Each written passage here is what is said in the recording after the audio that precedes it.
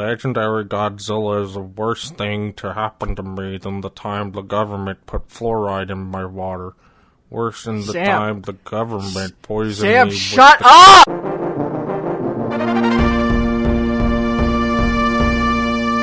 I am shit internet haver. And I am very angry. Hunter, we're cursed. I don't know what... I think it's Tom Green. Tom Green's cursing us. Why was his episode the best one? Why did that one go flawlessly? If you don't know why I'm mad, this is our second try. Oh, well, or yeah, third. This is our second try today. It's our second try today to record this podcast. And if something else goes fucking wrong, I am just going to release this as a video with the Discord chat, because I'm getting tired of it.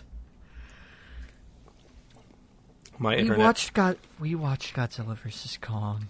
Kong is a monkey, an ape. Godzilla's a big fucking lizard. With an anger problem. Okay. So, this is a sequel to Godzilla King of the Monsters, which was a sequel to Godzilla 2014, which is technically a sequel to Kong Skull Island, because that movie takes place in the 70s. Yes. And you suggested it because it's new. It's new, which, by the way, I'm just gonna run this by real quick. Because of how new this movie is, Sam and I usually talk about a movie in full if we're doing a plot-by-plot synopsis, I can tell you right now we're probably not going to be doing that because there's not much to this movie. But when we get to a certain point... We're going to do a spoiler. We are going to do a spoiler thing. And it'll probably be a funny video game jingle. I'll do a jingle, and I'll also put a time code in the description of the podcast to where you can join back in. But you wanted to watch it because it was new, and I wanted to see it anyways because I am a very big Godzilla fan. And I'm not so much. And I also very much enjoy King Kong. I've seen a few Godzilla movies, but I think you've seen the most out of the two of us. Yeah, I have, but I haven't seen all of them, which I am very much going to fix. But I was a bit of an idiot. Yeah, tell them about this. That you fucking psycho. So, when we watched it, it was the day after we recorded the Home Alone podcast, which was April Fool's Day. Because the movie had just came out on the 31st of March. Yeah. Hunter had to work that day. I had the day off. So what I did was I watched every legendary MonsterVerse movie. I cannot believe you did that. I really can't. Even to this day, after you told me you were going to do it, I can't believe you went through it. I think you even warned me, that doesn't sound like a good idea, Sam. Yeah, I did. I'm not really big into the legendary films, which we'll get into as you talk about them. So, from the beginning, the quick little reviews. 2014 Godzilla fucking blows. It's really boring. It's boring. It looks like shit, which is weird because compared to all these other movies, it looks the worst.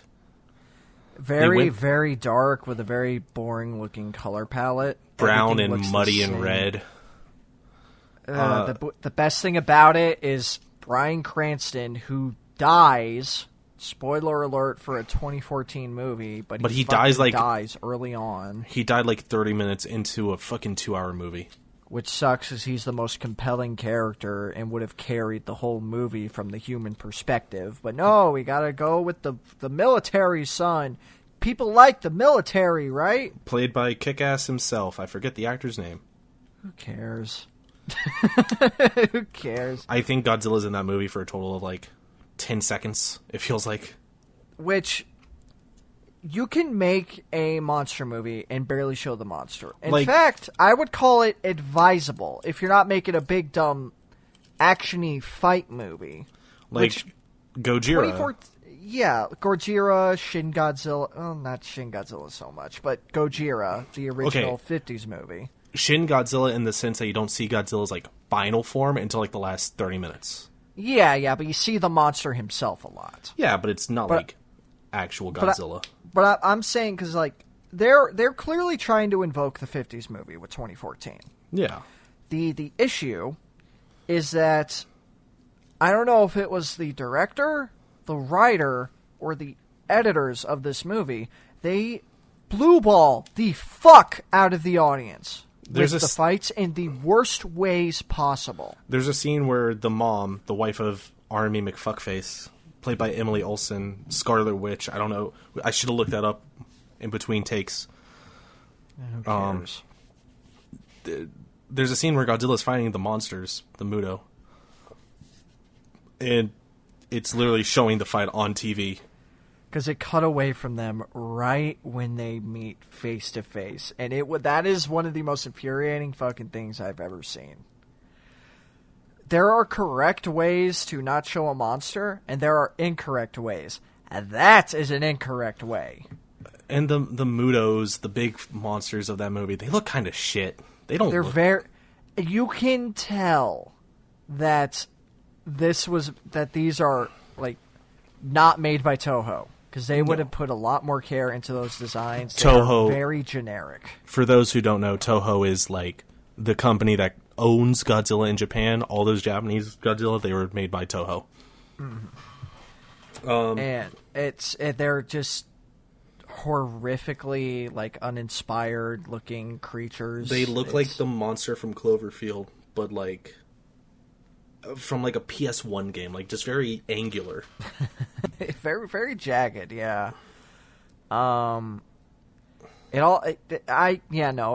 movie stinks. Stinks on ice. Hate it. It's fucking boring. After that, though, you saw Kong Skull Island, which is a movie I'm actually a fan of. I watched all these movies in release order, so I went 2014 Godzilla, Kong, and then King of the Monsters.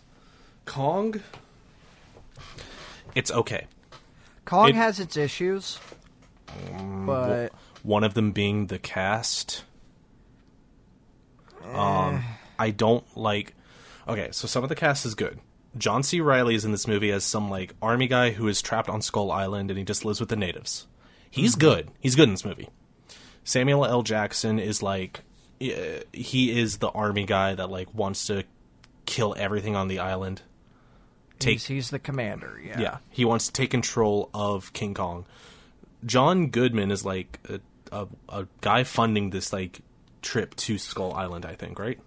Yes, he is. Yeah. Because he also wants to capture Kong, but he wants to use him, like in the original King Kong movie, I believe, he wants to use him as, like, an attraction. Yeah, because this takes place in the 70s. Profit. It takes place in the 70s. A lot of commentary about war profiteering and, like, taking of resources from, like, native land, stuff like that. Yeah.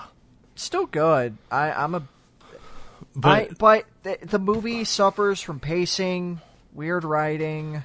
The two protagonists being Tom Hiddleston, who was Loki in the MCU, and Brie Olsen, who is Captain Marvel in the MCU. Now, to be fair, she was not Captain Marvel yet. But she went on to be Captain Marvel. Yeah. They sucked in this movie. They were so fucking boring.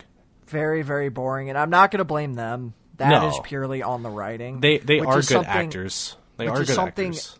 Every single one of these MonsterVerse movies suffers from. It's the script. It's the fucking worst in Godzilla vs. Kong. We will get to that. Oh boy. But what I like about Kong Skull Island is, one, Kong, of course. He's a funny guy. He's wonderful. Two, I think the Skullwalkers are fucking great. Yeah, those are good monster designs. They reminded me of, like, an enemy that you would see in, like, Bloodborne, like sort of like an eldritch horror sort of thing. Yeah, they look great. They look fucked. the location and the color as well. Oh my god, the movie's so nice to look at. There were some points where I didn't like the color. But that's what you don't like, the Skullwalker graveyard. I like that scene. I get that there's fart gas everywhere, but the rest of the movie looks nice. I don't care. I don't like yellow when it comes to movies. It just looks off-putting to me. For me, it depends on how they're using it, and it depends on the time of day. This isn't like Americans in a foreign land yellow. This is like desert. Yeah, or like the dusk, the elephant graveyard from Lion King. Yeah. The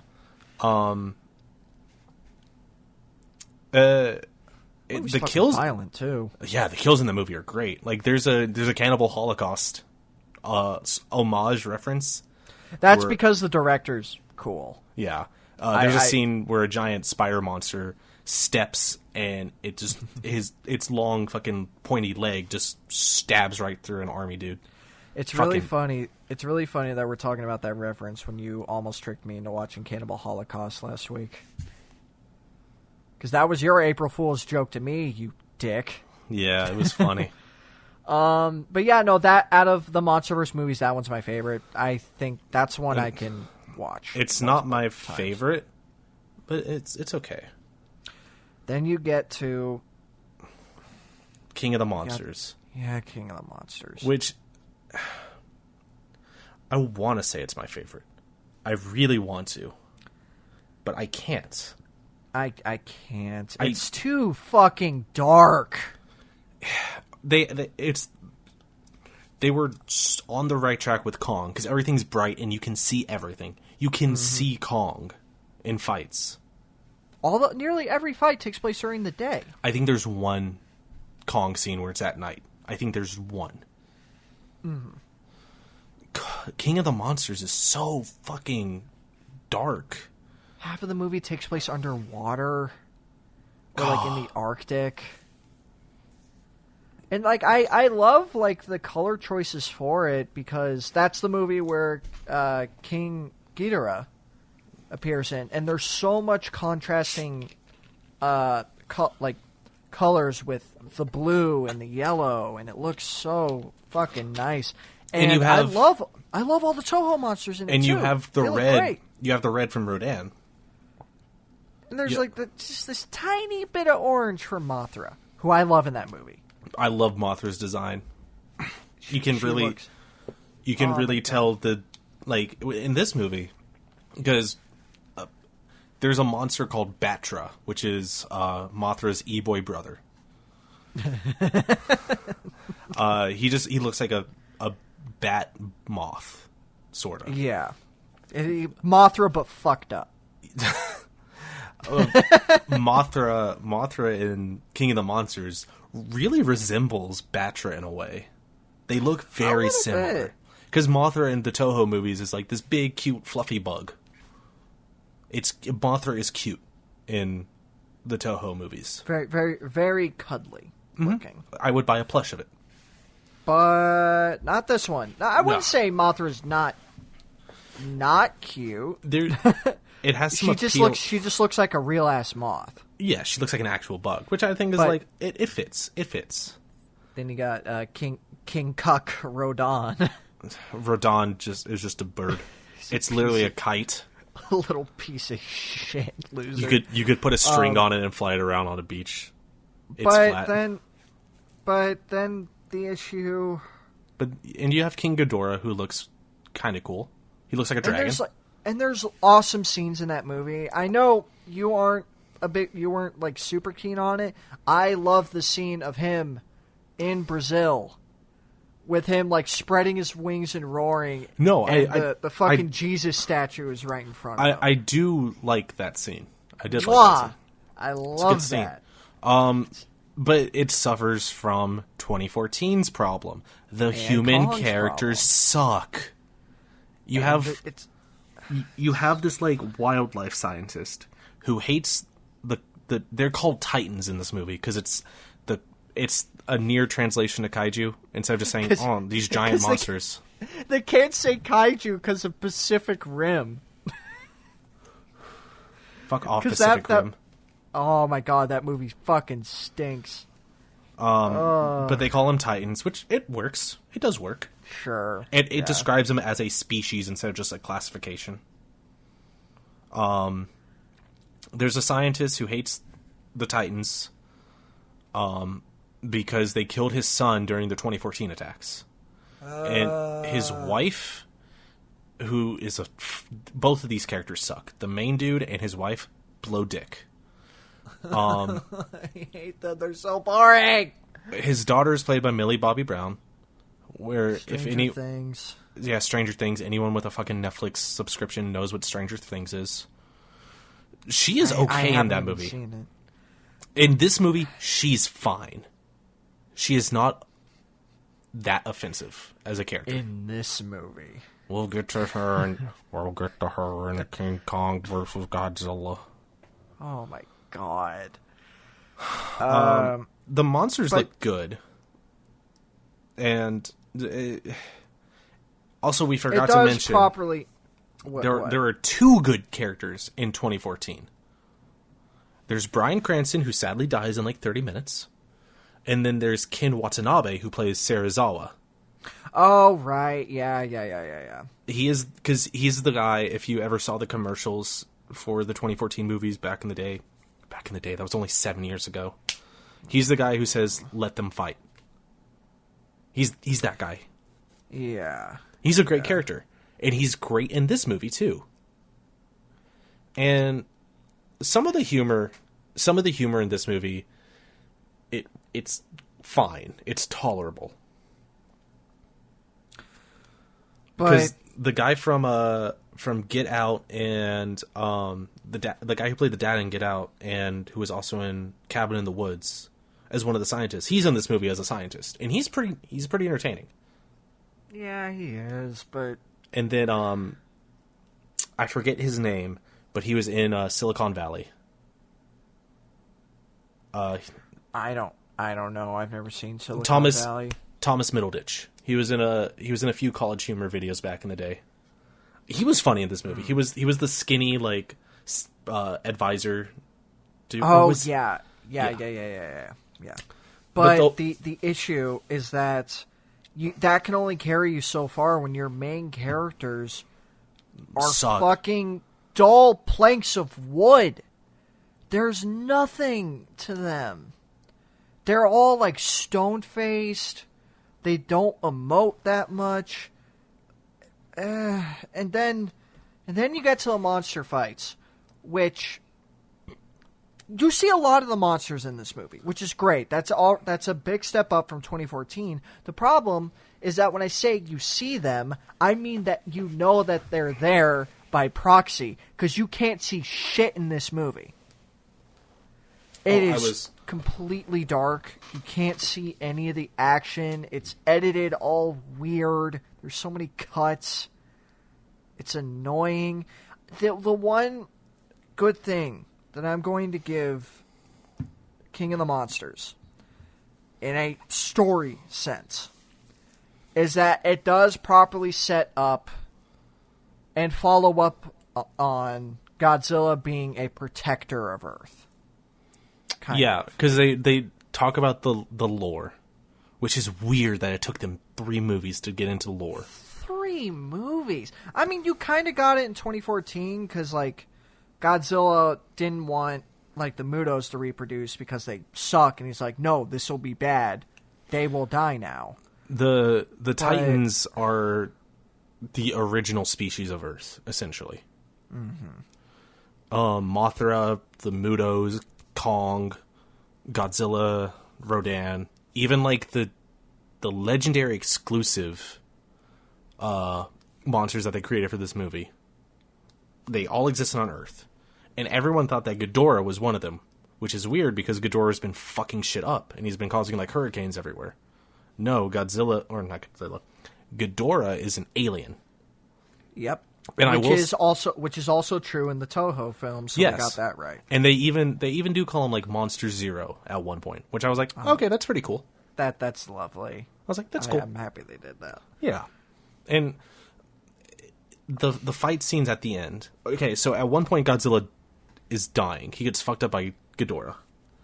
And they nuke him. Because he's just nuclear energy, pretty much. They fucking nuke him. Wait, I thought Mothra was the one that saved him. I Because don't remember Mothra attached herself to his back? Yeah, but he like died again because they had to nuke him underwater. Oh, yeah, that's right.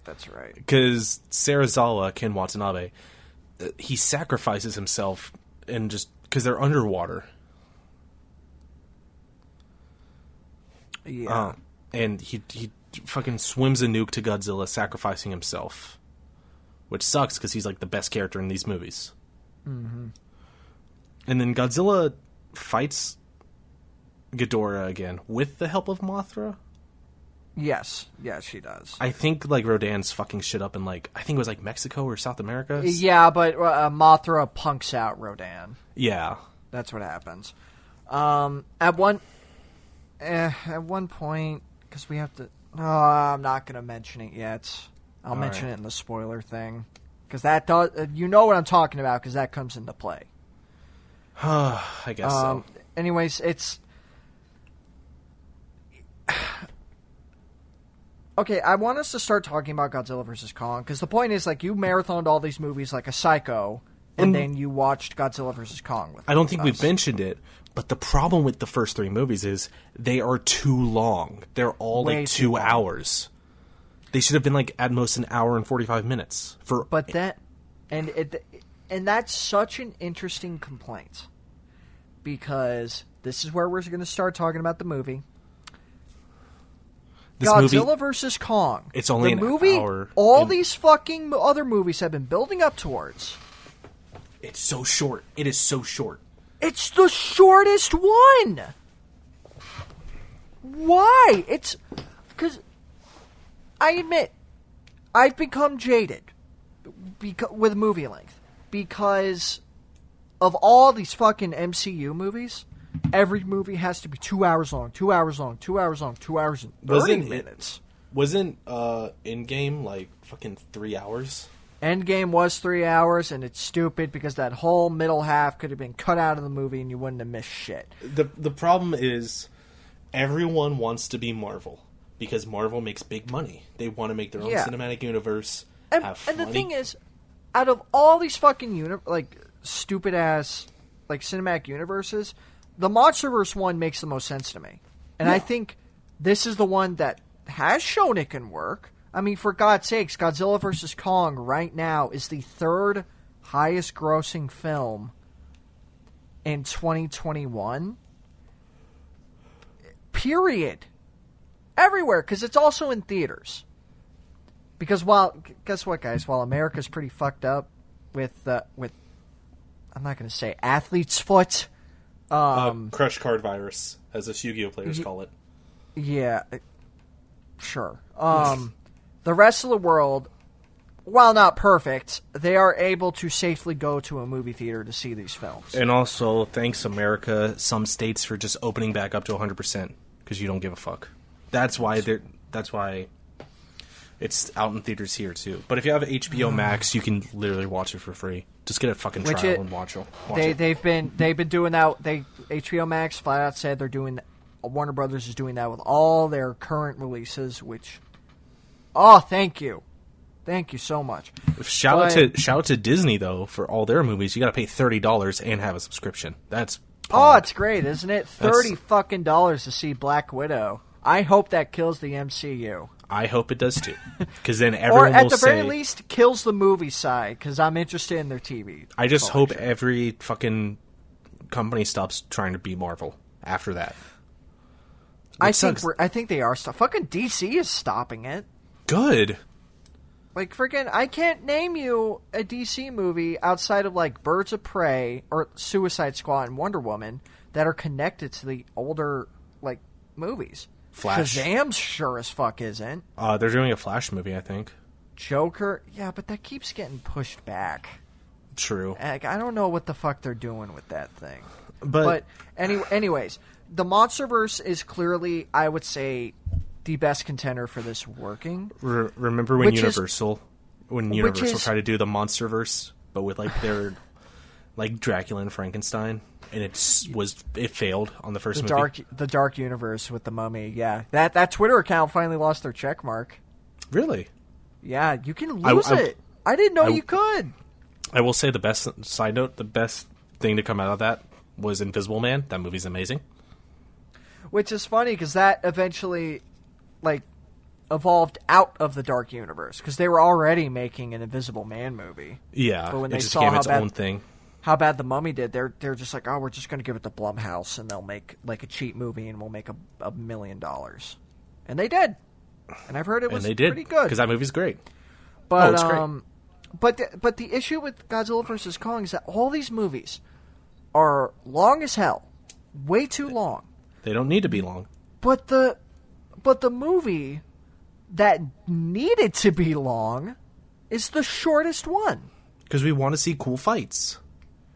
And like I admit, like I said earlier before I went on a tangent, I apologize. I'm not a professional. People, fuck off. I just like movies. I saw the under 2 hour like runtime, and I was like, oh, so brisk, so nice, so bite sized. We were excited. And then after it was done, and like the day after, I was like, why was it that short? That was such a bad idea.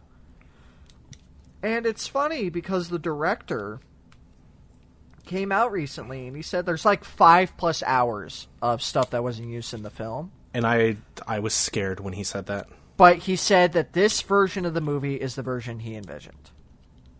Which is good, because nerds won't fucking be like, oh, release the Wingate cut, like they did with the fucking... Well, you know what the annoying part about this is? And I'm going to use this bridge to talk about fans for a second.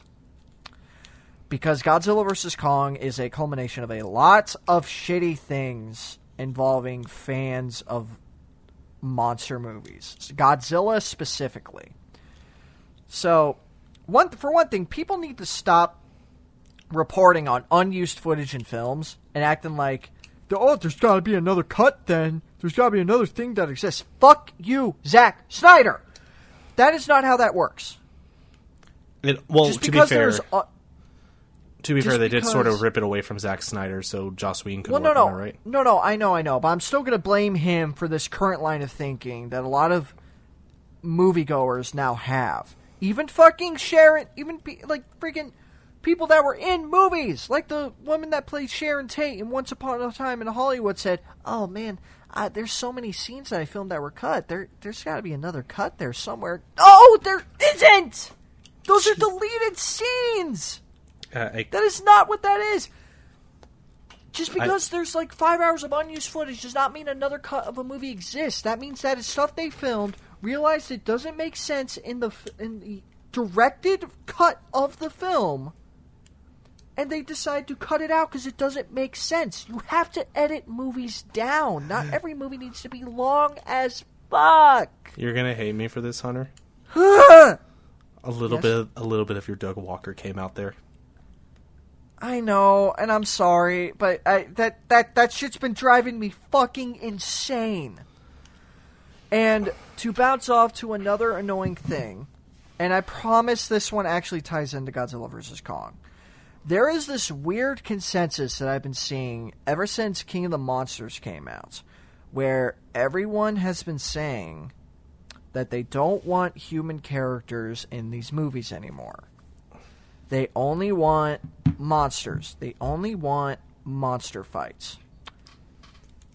I don't think they realize how boring a movie like that would be.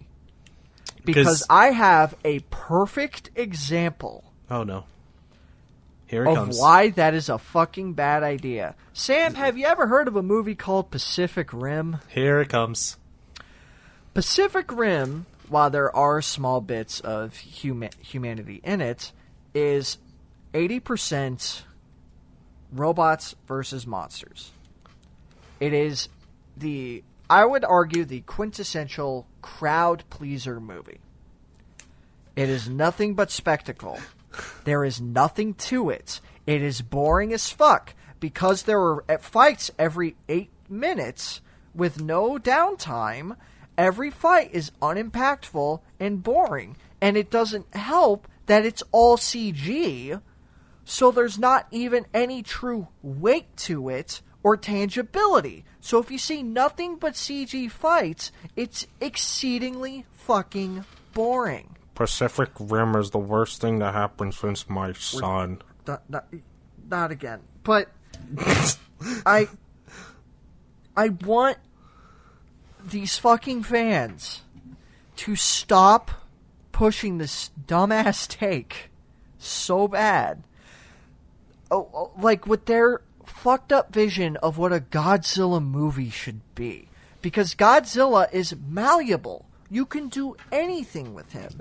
There's a reason why so many different movies with him exist. It's like pasta or rice or like a potato. Yeah, like there are Godzilla movies that are completely serious. Shin Godzilla, Gojira, Godzilla 2000.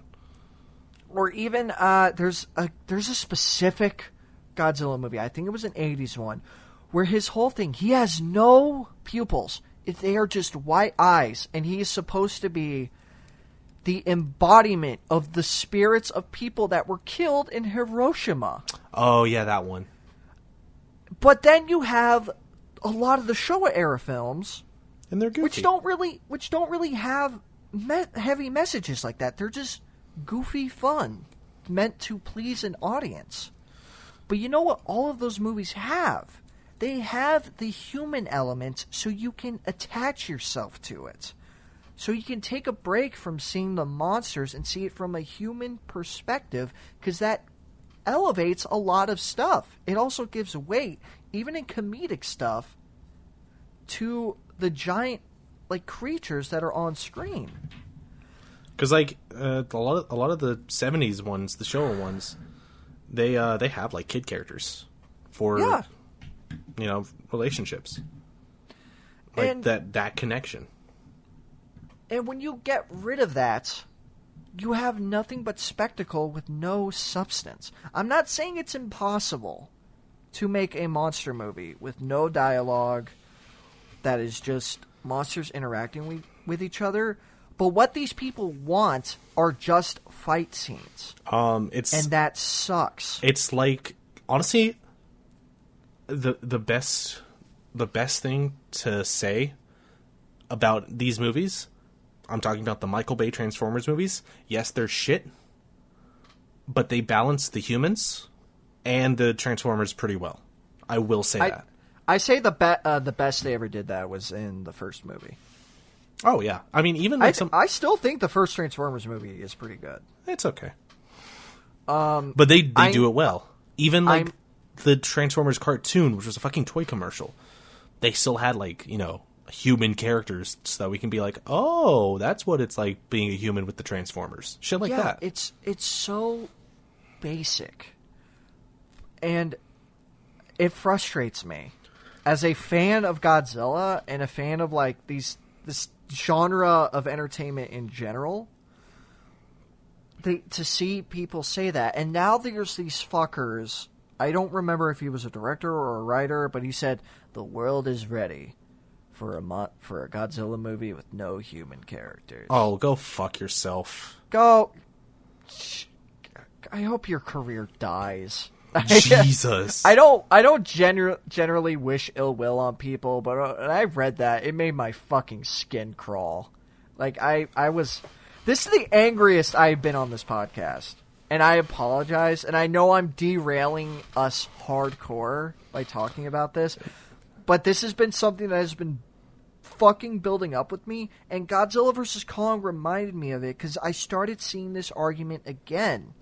Because, surprise, surprise, the human characters in this movie are not interesting. They're not well written. They suck ass. Before we can actually continue with this review, Hunter, how do you feel knowing that you've gotten more mad at Godzilla than you did at Freddy Got Fingered?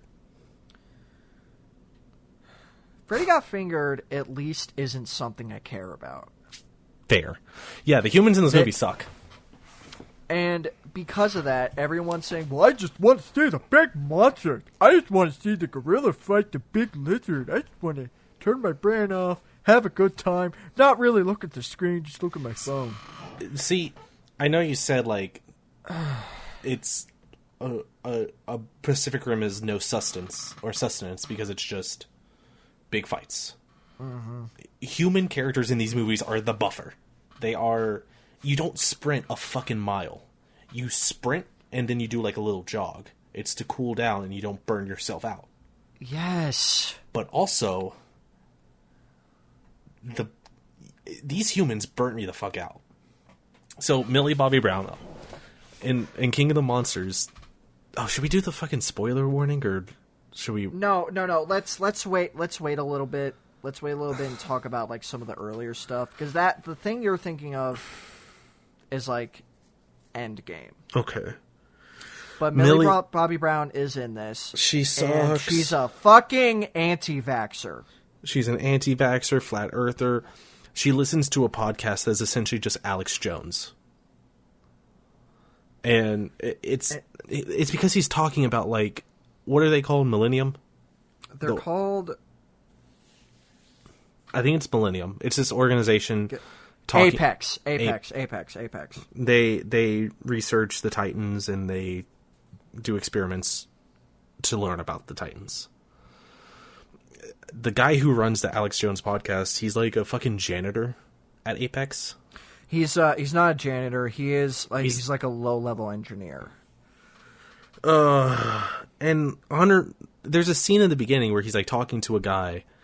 And he's like, "Oh, hey, you want this apple? Homegrown in my garden, no GMOs or anything." And I'm like, "Oh my god, he's just Alex Jones." And you wanted to defend him, like, "No, he's just trying to creep this guy out." And then he said, like, "Oh, this is my homemade hand sanitizer, so the government can't put chemicals in it." And I think you audibly groaned. Yeah, I literally went, "Oh no, he is Alex Jones." I should know. Again, this is like the third time I've said this. I am not blaming any actor in this fucking movie. They went with what they were given. This person you're talking about, it's Bernie, by the way. That was his name. Fucking Bernie. It was Bernie. He's played by Brian Tyree Henry, who was in Atlanta. He's in Atlanta. He was Jefferson Davis in Spider-Verse. Ooh. Yeah, he was Miles' dad. And, like, Millie Bobby Brown, she's in 11, and, like, she was in a few other movies, and she's not a bad actress at all. No, none of them. But the writing, Sam. It's so bad. They don't bring back any character from King of the Monsters except for Millie Bobby Brown and her shitty fucking dad, who is boring. Who's literally in it for 5 minutes. Yeah. I theorized they could only get him from a day. Because he didn't want to be a part of it. I think he might have hated King of the Monsters. Yep. That's my theory. We're also introduced to lady who is studying Kong on Skull Island. And she has a daughter that she adopted because the tribe from Skull Island was wiped out. They were killed by something. It was a storm. It was like a big up storm that messed up the whole island. From Ghidorah. I think it was from Ghidorah.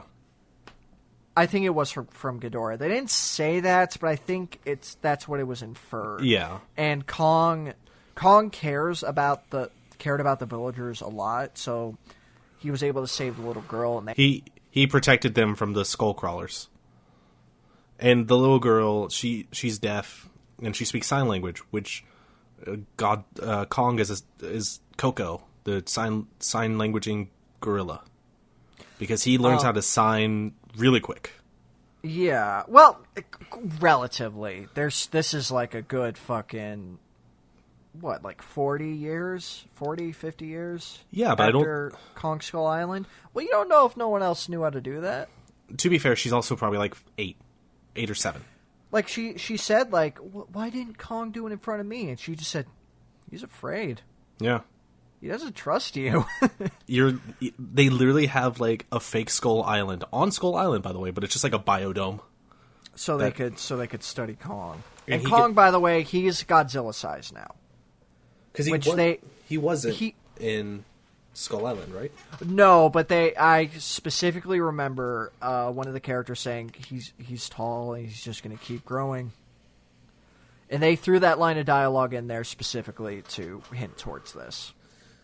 But he gets really mad and just throws a fucking tree at the biodome, breaking it. And they're like, what the fuck is going on? He's never acted like this before. And everyone's figuring it out like, oh, he's got to sense Godzilla. And I don't think we see Godzilla yet. Because they're like transporting him. They start transporting Kong somewhere. No, not yet. Oh, not yet? Not yet. That was definitely after we see Godzilla. That was also like the beginning of the movie before we see Anti-Vax or Millie Bobby Brown. This is literally, what we're describing is literally like moment one. They open with this movie with Kong. Which is a strong start. It's a very good start. Yes, and I will also say, spoiler alert, Kong is the best part of this fucking movie. Yeah. Period. He's wonderful. He's likable. He's funny. He banana. They correctly show off just how intelligent and agile he is. He's definitely the strongest aspect of the film, and definitely what kept me watching. Also, I will say, female scientist who takes care of, I don't remember any of their names. Who cares? The female scientist who's watching Kong, she's pretty entertaining in this movie. I'll give her that. She's alright, yeah. She's one of the more stronger human characters, but there is, sadly, another generic army man in this fucking movie. Because scientist lady watching over Kong has some moments with him. There's also that... Well, he's not military, but he's working with... He's like spec ops. Wait, the doctor? No, there's the army man that she falls in love with at the end, I thought. Yeah, that's him. He wasn't an army guy, dude. He was a scientist. God, I'm stupid. Well, to be fair, again, these characters aren't strong or memorable. They just aren't. So the strongest human character is a fucking child who can't speak. Yeah, I'm gonna be honest. I don't even know if I want to waste my energy talking about these humans. I don't either. They transport Kong somewhere because the Apex people are like, hey, they're like, Godzilla's coming for it, Kong. Yeah, because Godzilla has been attacking Apex facilities for some unknown reason, even though, everyone, they're afraid of Godzilla, but, he's viewed as a protector. Yeah. From, monsters. So they're like, why the fuck is Godzilla destroying everything again? What's going on? So they want Kong to find an energy source in this thing that has not been hinted at in any other fucking movie. It's the center of the earth. The main character's brother. Just letting you know, Sam, I have a list of character names open because I can't remember these fucking people. I can't remember either. Dr. Nathan Lind. Who? He's the main character. He's the scientist. He gets approached by the guy that owns Apex because he wrote a fucking book about I don't even remember what it's called. The core something 0 points Fortnite. Yeah. And he tried to go there because Monarch, the fucking people from King of the Monsters, tried to go in there once, and his brother died. Boy, this sure would help if these were characters from the previous fucking movie that were the main characters. Yeah. So we could have a form of connection and not just be introduced to, well, you have to like me because my brother's dead.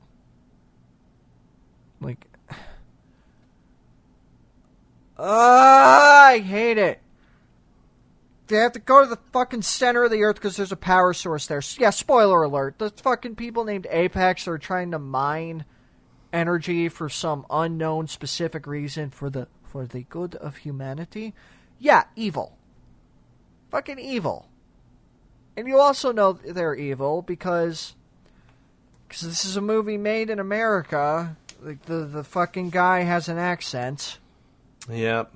That's how you know he's evil. Also, Serizawa's son is in this movie. He has 4 lines. I didn't even know he had a son. He mentions in King of the Monsters that he didn't have a good connection with his son because of all the time he spent on researching the Titans. Yep. Well, a lot of fucking luck that got him, huh? By the way, the guy who plays Serizawa's son is a big actor in Japan, which is really cool. Too bad they didn't use him well.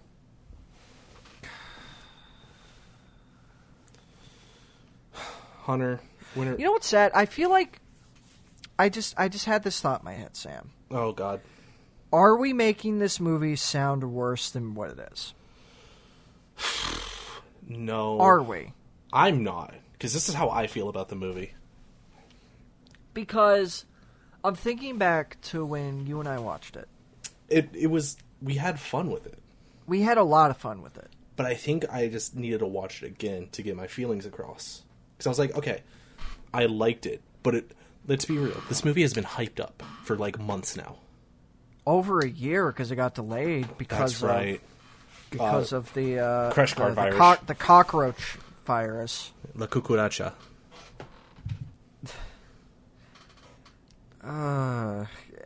Yeah, it got like way overhyped. And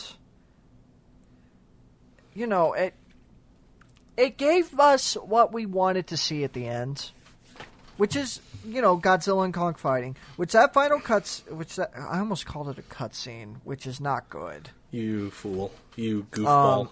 Well, I mean not good for the movie, Sam. Oh, no. The final fight scene with... Because this one isn't really a spoiler because it's not a plot thing. Yeah, guess what? They fucking fight. It's literally in the title. Whatever. They fight at the end, and it's a very good fight. The fight in Hong Kong, it looks great. They also fight in the middle of the movie, which was a really cool fight because they reference King Kong from like the 30s because he's chained up on a boat because they're transporting him. Yeah, but that's another thing where, like, when I was thinking hard about it, that it kind of falls apart because they're fighting on aircraft, like aircraft carriers. Is that what they're called? I think so. And I'm saying, like, Kong and Godzilla are fighting on these things. They're jumping off of them like fucking platforms and fucking Legends of the Hidden Temple. That doesn't work. Those things should be capsizing or like splitting in half. You cannot tell me that an aircraft carrier can fucking handle both Godzilla and King Kong on them. Godzilla especially. Because, like, Godzilla, like, he has to weigh more. Godzilla was kind of, like, swimming most of the time, though. Yeah, but then they both got on one at the same time. I'm not even going to say, like, I'm thinking too hard about it, because I've kind of had it with that argument. Because I think you should be allowed to call something out when it's stupid. But it's still a fun fight. It is. That's me being negative. The first fight is fun. First fight is fun. The second fight I loved. It's pretty good.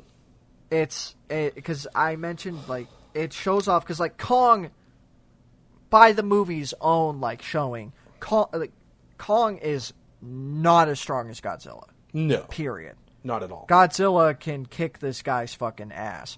But Kong is far more intelligent. Monkey. And a lot more agile. Monkey. So he's able to use his surroundings with him and actually, like, fuck about, like, with Godzilla's, like, repertoire of moves, so they're kind of ineffective on him. Yeah. Which is fun. But you also have to realize, like, in universe, Kong has been around humans all of his life, really, Pretty much. Godzilla has avoided humans. So you really get to see that contrast of, like, okay, what would happen if, like, one of these titans has, like, been around and it has been exposed to humans for centuries versus one that just does whatever the fuck he wants and lives by himself. That's what... I have to sit up. That's what you get from, like, the comparison of those two.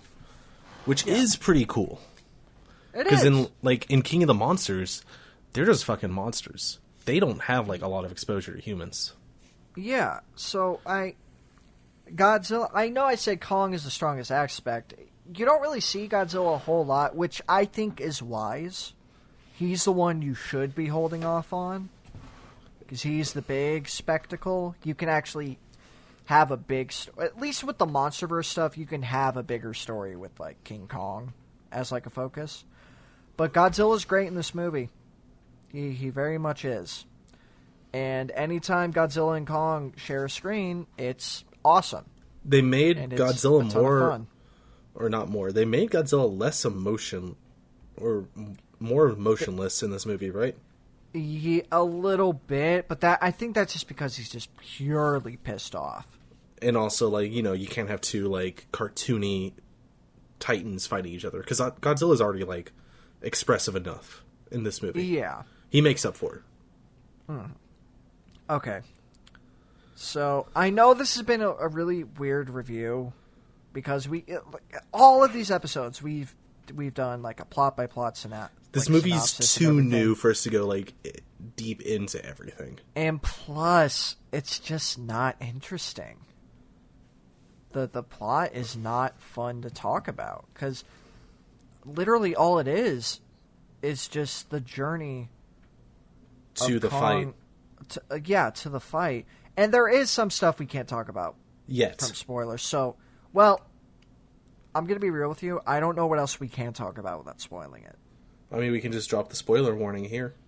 And that's probably what I'm going to do. So, refer to the timestamp in the description. If you don't want to get spoiled, Hunter's going to play a funny video game jingle.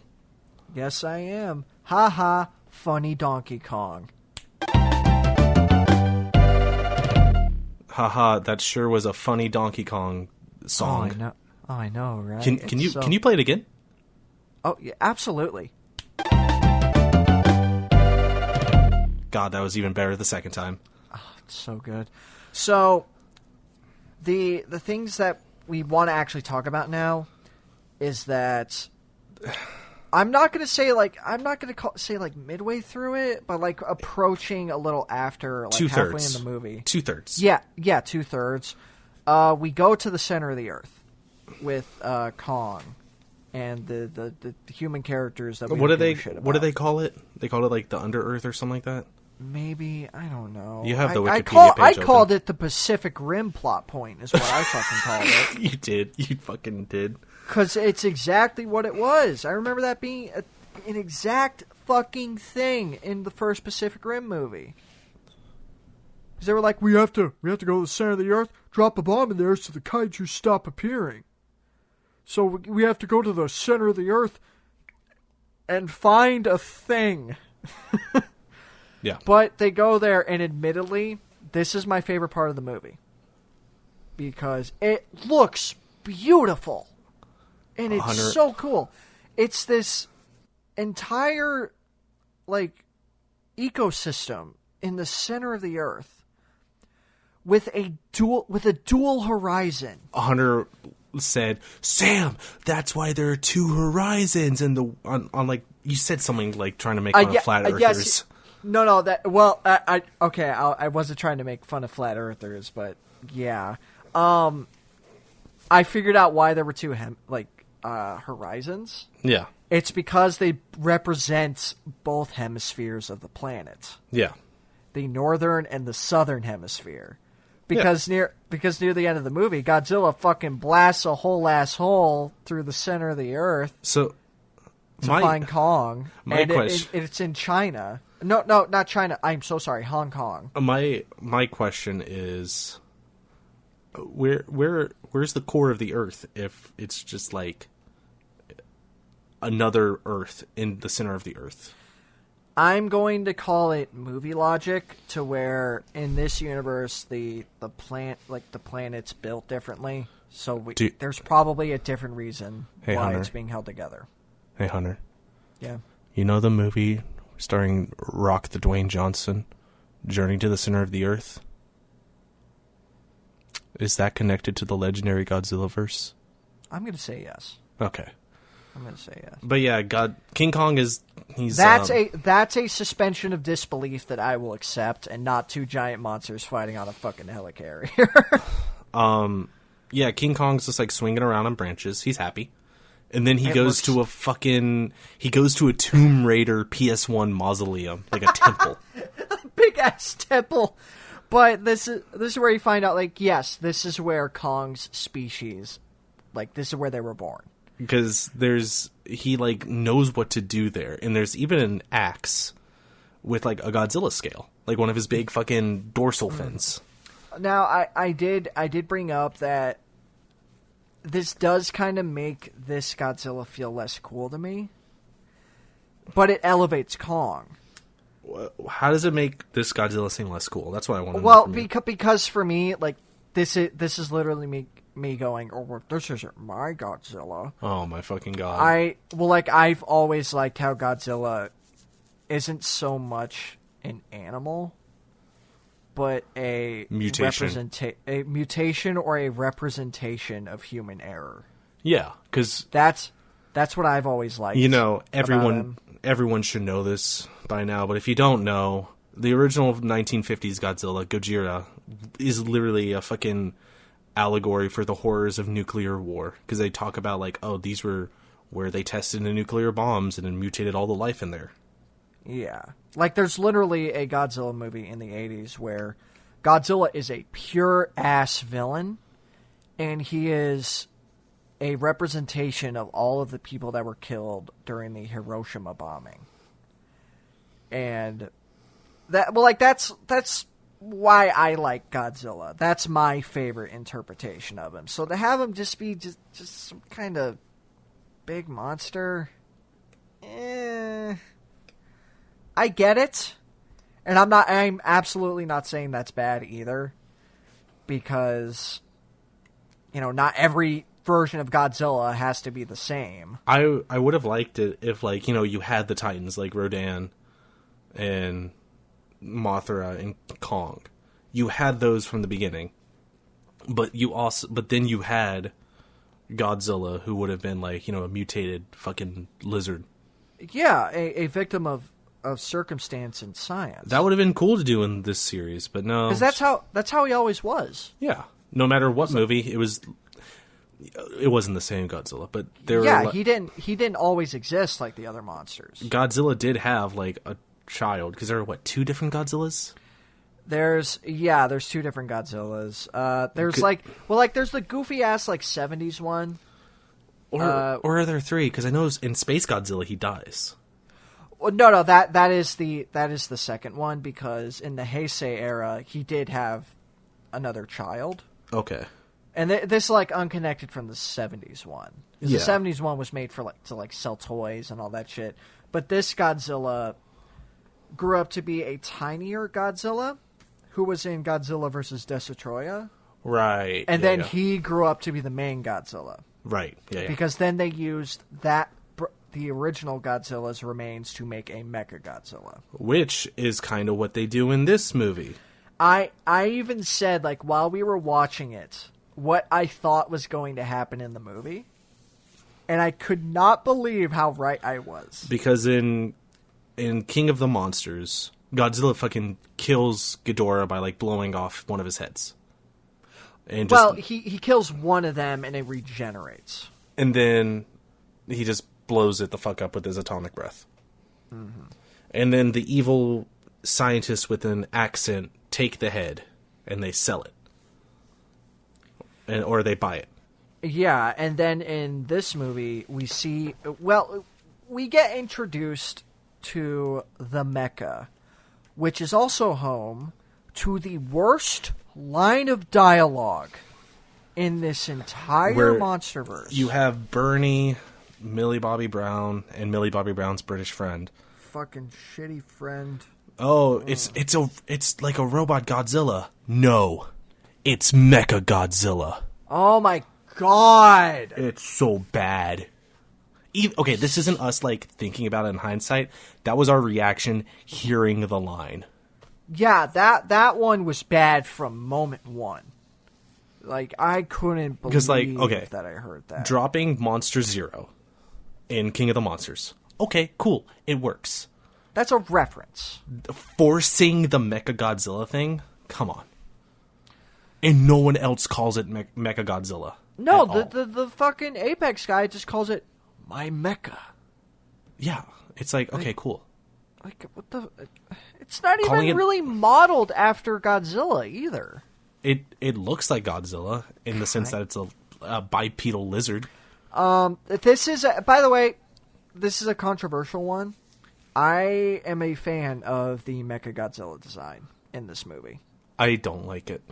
I liked it. I thought it was fine when we first watched it. When I watched it again, I was like, ugh. Well, the reason why I like it is, one, because it's different. They didn't just go straight for Kiryu. No, you can't go straight for Kiryu. And the other thing is that he looks fucked up, which I think is the point. You can make a Mechagodzilla look fucked up. That's fine. But this didn't look like... If they were going for Mechagodzilla and not just like a mecha lizard, they made it look more like Grimlock from Transformers. It definitely had a Bayformers vibe to it, but yeah, I still think it looks good because in dark shots he looks really good with like all the shadows contrasted on him. But when we get to the daylight, he looks bad. I'm not gonna say he looks bad. I'm not. I think he looks good for what they were going for. He looks unnatural. I think he just looked too... He looks disproportionate is my problem. He does look a little funky. Like his body is too skinny and his head is too fat. I can... He kind of looks like Jet Jaguar in that Godzilla anime. He kind of does, yeah. Which sucks, because I like that Jet Jaguar still. So, and how do they power this Mechagodzilla? Is someone inside of it? No. They Pacific Rim it with Ghidorah's decapitated skull. Now, to be fair, this is how you're supposed to control Mechagodzilla. They do use, in the older movies, a helmet. But from a safe location, like you're not in the robot. At least not in some of them. I think in Final Wars when you had Mecha Gigan... or whatever it was, the main villain was inside of one of them. Right. But, he's controlling it with a VR headset hooked directly into... Him being Serizawa's son, who had 4 lines of dialogue. Who had no build-up to even know that he knew how to handle this kind of technology. He just shows the fuck up out of nowhere. At a helicopter pad. But they basically hardwired the DNA into Mechagodzilla. And while we were watching, this was early on in the movie too, I said, here's what I've had this idea in my head ever since the movie was announced. They're going to fight twice. The big bad is going to show up. It's going to be Mechagodzilla, and it's going to be controlled with the Ghidorah head. And you were kind of right. And it's going to go haywire. Now, this is where I got it wrong. They did fight once. They did fight once, and then Mechagodzilla did show up. Because I was going to say that the hardwiring is going to get messed up because Ghidorah's consciousness or whatever is going to fuck up the programming, and then he's going to take control. Because that's how they did it in... That's how it happened in one of the other Godzilla movies. Yeah, they used Godzilla's bones. The Godzilla that died in Space Godzilla, I believe, right? No, actually. No, it was the original 1950s Godzilla. It was the original one, yes. Because they found the remains next to the oxygen destroyer. They use its entire skeleton, though, not just a head. Yeah. But that's what happens. And this is where I got it wrong. They did it in a way worse way.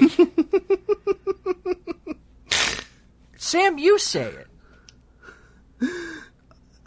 Didn't they just like pour alcohol on like a control pad and electrocuted Serizawa's son? Yeah, that's it. Oh God. Oh wait, no. Oh God. That's How right. he lost control was that the power source they got from the center of the Earth didn't gel well, so it just fucked up the programming and it started thinking for itself. I'm still going to say that's not ideal. It wasn't even Ghidorah's conscience or his soul. That would have been way cooler, but you can't have mysticism. Imagine in if a like science fiction movie. What the fuck? Because like Serizawa's son, I think his name was Rin. Probably. Rin like gets electrocuted, like fucking electric chair. A pretty brutal death. And this movie didn't have a lot of human deaths either. It had like a few, but they weren't like Kong levels of oh my god. No, yeah. But that one death, it was pretty graphic. Not graphic, gruesome. Very, very, very gruesome. I was a fan of it. It was sick. It was cool. Because it's a neat way to kill someone. And then, but because Millie Bobby Brown, because the fucking Three Musketeers, they infiltrated the fucking Apex hideout. Yeah. And they see like, I'm not calling it Mechagodzilla. They see the robot. They see the robot fuck around and blow some shit up, and it does have some cool shit. Like it has a laser instead of just like a fire breath. That looks awesome. Oh yeah, that looks great. I will say that scene is pretty sick, and it's a perfect contrast to the atomic breath too. Yeah. But they're like, we gotta help Godzilla. Stupid thing I heard them say. And this kid just goes up. You know what's funny? We didn't even mention this guy in our like normal discussion. The British dude? Her fucking friend. Her Californian British friend. Oh, Jesus, yeah. Who gives a shit? He's like, oh, hack into it. Oh, I don't know how to hack. I just know how to torrent. I just know how to torrent movies. I took it at a summer camp. So he just takes the fucking guy's flask and he just pours it all over everything. Guess what? That wins. The fucking Godzilla and Kong won because some dipshit poured fucking whiskey all over a keyboard. And that's ridiculous. The fight is pretty cool the first time because Godzilla does win the 1v1. He fucks up King Kong. He like fucking slices his chest open, stomps on his chest. It's pretty cool. Yeah. But then the fight with Mechagodzilla happens, and it's still good. Kong's using the big axe. That's awesome. The axe was cool, but I really didn't like how Mechagodzilla looked at all. I get that, but the fight itself is fine. It's just the way it fucking ends is the problem. And the funny thing is that it kind of ends the same way 2014 does. Because Godzilla, I'm pretty sure he kills him the same way, doesn't he? Yeah, he breathes fire down his face and rips his head off. Well, Kong rips the head off. Yeah, you have to... Kong's got to get his shit in. We were joking because we said, it's a Toho movie. Godzilla has to have top billing. And it's like, oh yeah, you can't have Kong beat Godzilla in a fucking movie that you had licensed by Toho. No, not at all. Kong can get the last hit. Can't beat Godzilla. Yeah. He can't beat Godzilla. He can be the better character.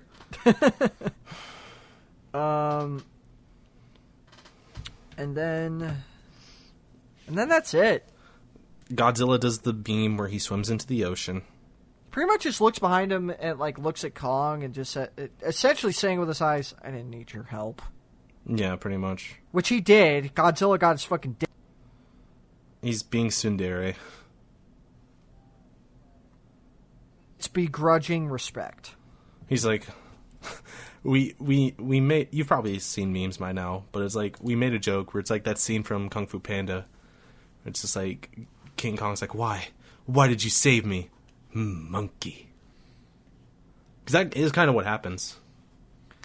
Pretty much. We forgot to mention Kong got fucking defibrillated. He did get defibrillated. By a big goddamn gunship.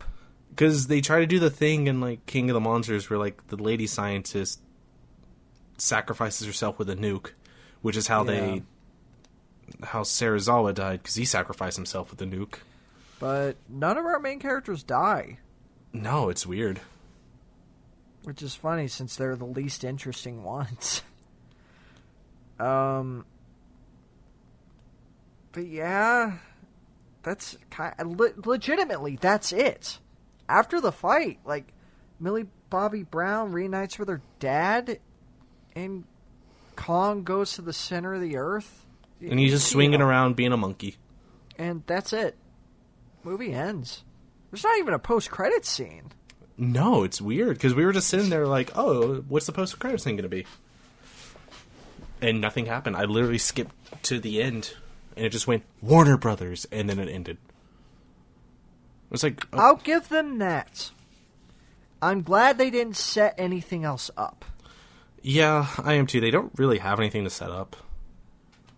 Unless they start bringing in, like, the other fucking weirdos. Like, if I see, like, Gigan... If sure. I see Gigan, I'm shitting my pants. Gigan's my favorite kaiju from the Godzillaverse. Well, let's see how they fucking design him. Oh, no. say that. Gigan's a big weirdo. He's like really look at him. He's like a chicken lizard with scythe arms. So I don't really know if I want to see, like, a Hollywood interpretation of him. What about Megalon, the big beetle? I don't want to see that. That's gonna creep me the fuck out. Is this where we end the spoiler talk? Anything else you want to say before the normal people can get back to it? Not really. All right, so 3. Funny 2, Donkey Kong jingle. Boop a doop a doop boop. And here we go.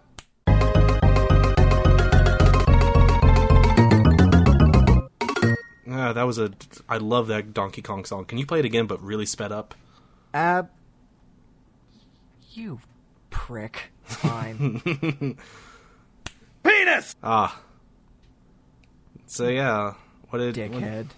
What did you think about Godzilla versus King Kong? I feel like I've been really complaining. Why don't they call him King Kong again? Is there, like, licensing? I think there actually is a licensing thing with that name. So, like, the image of King Kong is acceptable, but you can't call him King Kong? Well, like, Does Peter Jackson own that? Thing. Do you think Peter Jackson just owns it? No, Peter Jackson does not own it. The King Kong isn't... I don't even think it's actually owned by Universal. I thought it was public domain. No. There's a fascinating Blu-ray history on King Kong with the Blu-ray release of the original movie that goes down, like, the actual production history and all that. Maybe King Kong is public domain. Maybe I don't know. It's like a weird messy history. But I'm going to also assume that Universal maybe for owns, a big Hollywood movie, it makes more sense for him to just be called Kong. Universal owns the rights to his likeness. They don't own the rights to the name King Kong. Someone else does. That's why in Universal it's the Peter Jackson stuff. Yeah. And not the MonsterVerse stuff. Okay. But,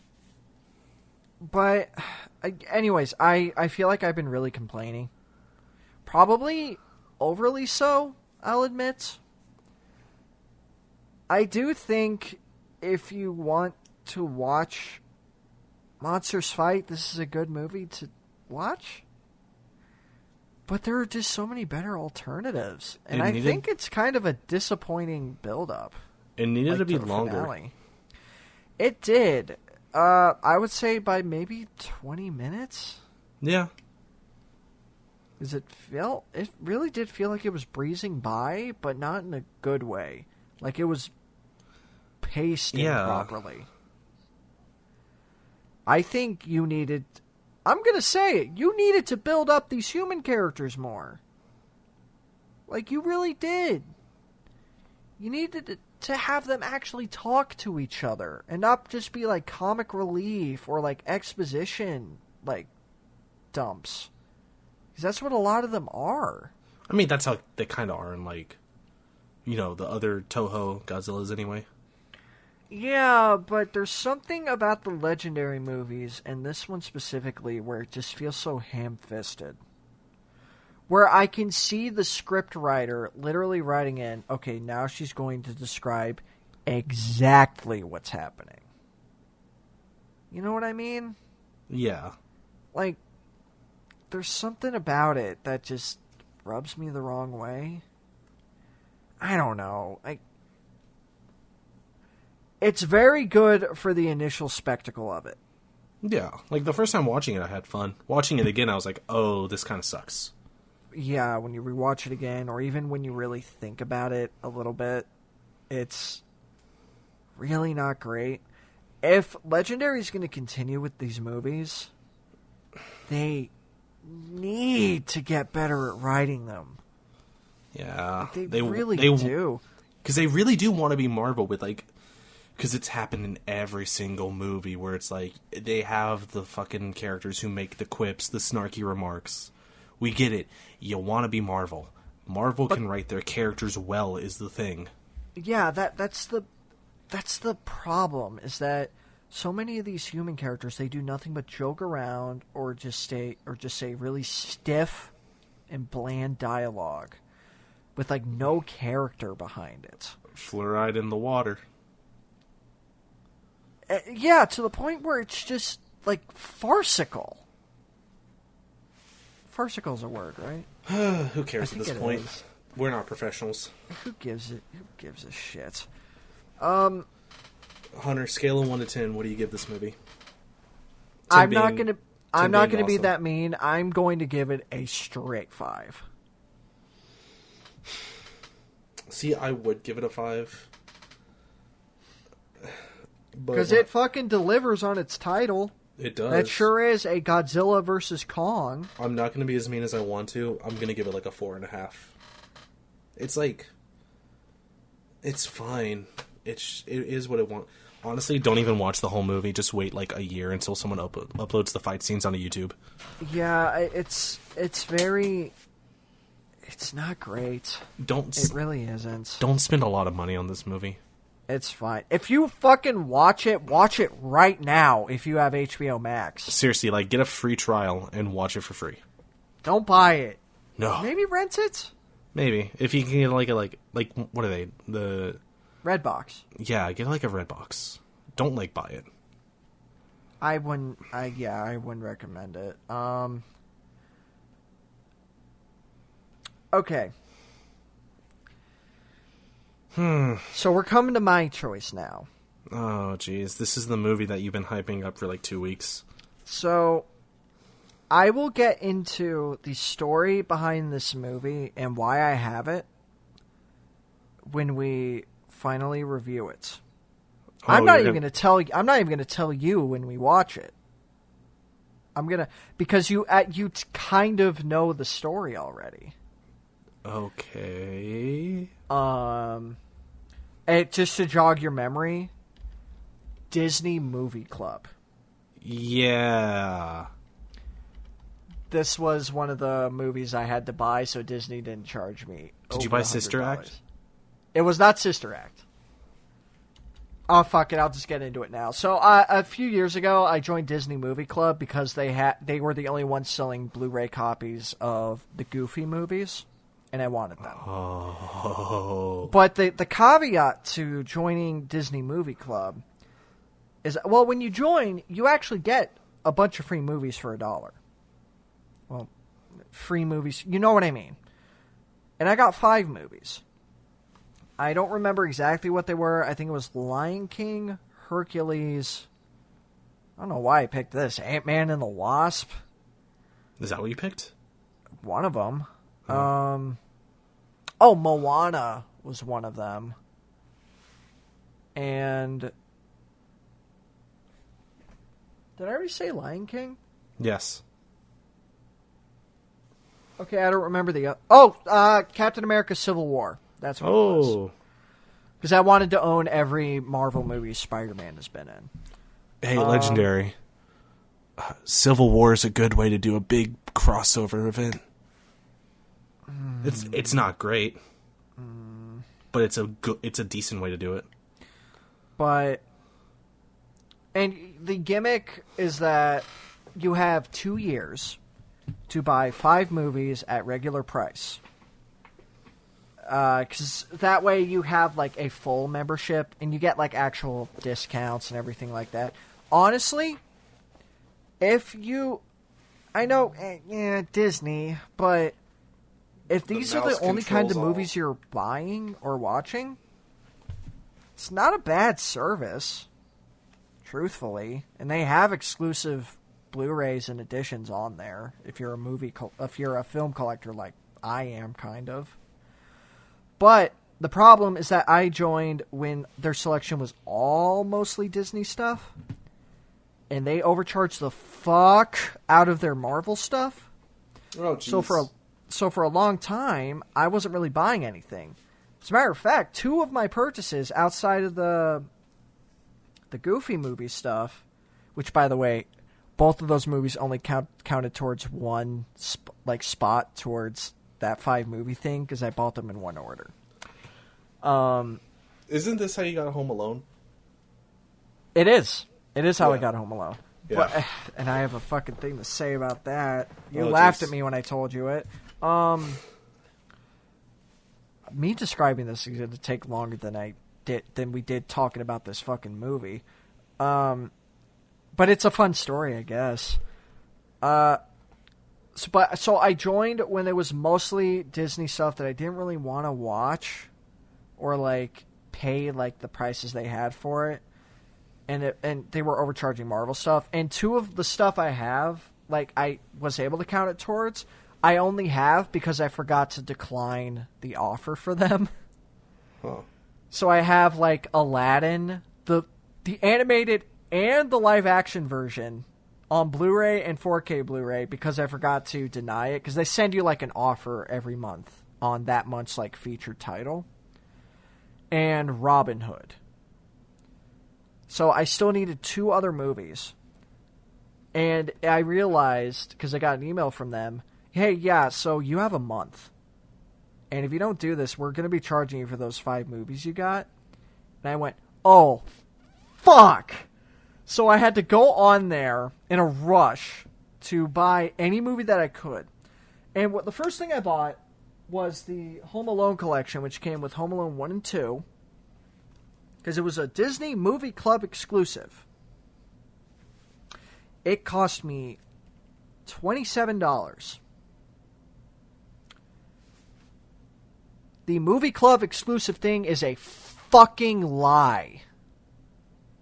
And would you like to know why? Why? Because you can find this exact same one with the same slipcover and everything on Walmart right now for $10. Oh, jeez. Because that version that's on Walmart.com was made before the Fox buyout. Oh. So this is the exact same fucking thing, except it has a Disney Movie Club exclusive image printed on the slipcover. Because this is the first Disney branded one. So that was fun to find out. But the second movie, I wanted to find a movie where I didn't feel like I was getting ripped off for buying it. Because pretty much every movie I was like, oh, maybe I can buy this. It was like $15 more than I could buy at like a Walmart or a Target or something like that. So every time, even though I had to buy these movies, I was like, well, I don't want to feel like an idiot for buying one. So I found a movie. It was $20, probably around $23 with shipping, of a film I have literally never heard of. Okay. Is this the movie we're watching? Yes, it is. Oh, God. This is a movie I have never heard of. I know nothing about. Oh, jeez. And I think this will be a perfect experiment. Because this will be the first movie that, outside of Godzilla vs. Kong, that we have not seen. Maybe I've seen it.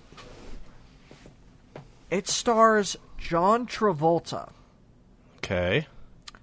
It is a movie called Phenomenon. No. Oh. Have you heard of this, Sam? No. No, I have not. All right. So let me read, and this is what really spoke out to me about this movie. This is on the store page right now on DisneyMovieClub.com, a thing run by the multi-billion-dollar corporation Disney. Experience the critically acclaimed film Phenomenon, available on Blu-ray for the first time, featuring an incredible all-new digital restoration with enhanced picture and sound. Academy Award registered nominee John Travolta, Best Actor, 1994, Pulp Fiction, leads a stellar cast including Keira Sedgwick, Forrest Whitaker, and Robert Duvall in this uplifting story of an ordinary man transformed by extraordinary events. Almost got through that without stuttering. Fuck! On the night of his 37th birthday, George Malley, Travolta, is knocked to the ground by a mysterious blinding light and develops amazing mental abilities. With his newfound knowledge, George astounds everyone in town, but comes to realize that his wondrous experience as they misspelled has in the movie description. AHS changed him and all those around him forever. I'm not kidding when I say that misspelling is what made me buy this movie. Wow, it's really that easy to get you to buy something, isn't it? Well, also the fact that it's also one of the few Blu-rays on there that is actually that was actually cheaper to buy than from another website. Because this Blu-ray is actually like $30 everywhere else. Hunter, if this movie is shit, you have no right to fucking complain about Power Rangers ever again. Well, here's actually the funny thing, Sam. Yeah? When I got this movie, I actually texted my mother about it. Because I was like, has she seen this? She says it's actually very good.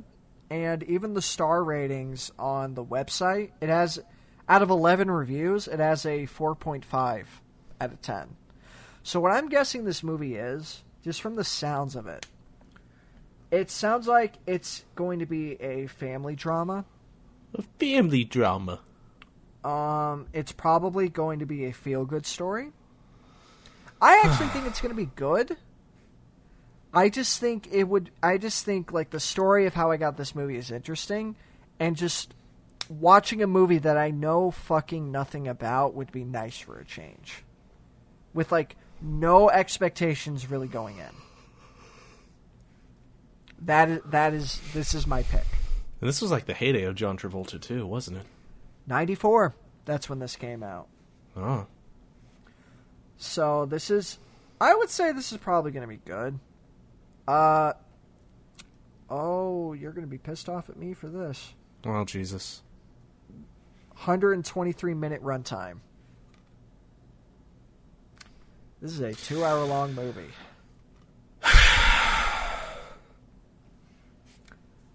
I just saw that myself, actually. Oh my god, I'm gonna fucking kill you.